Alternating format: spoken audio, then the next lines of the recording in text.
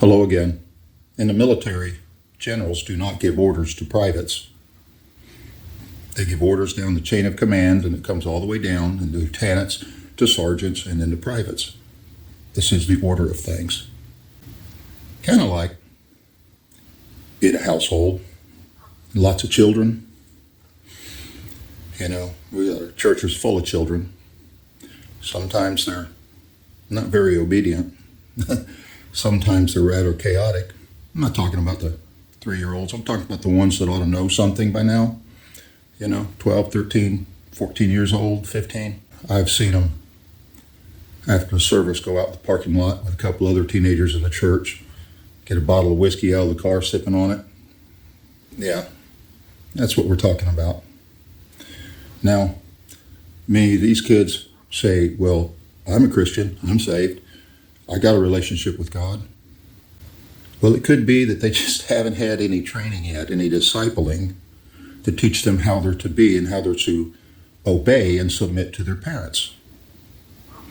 This could be. But if they resist that training and that discipleship and persist in this attitude, it indicates they do not have a relationship with God. Now, that reminds me of 1 Corinthians chapter 11. But I want you to understand that the head of every man is Christ, the head of a wife is her husband, and the head of Christ is God. 1 Corinthians chapter 11, verse 3. So we see here that the head of Christ is God, the head of the husband is Christ, and the head of the wife is her husband. Now that goes against all you ladies have ever heard in your feminist brainwashing in society, but it's the truth and it's what God said. The God you say you have a relationship with.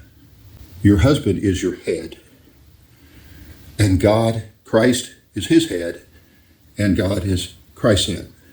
So, you fit in this chain of command.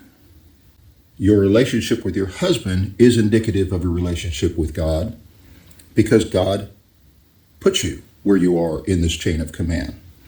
Now, I know it can feel like you're falling into a dungeon every time you hear the words submit to your husband. And maybe you just need to get discipled and come into that because the Holy Spirit is in you.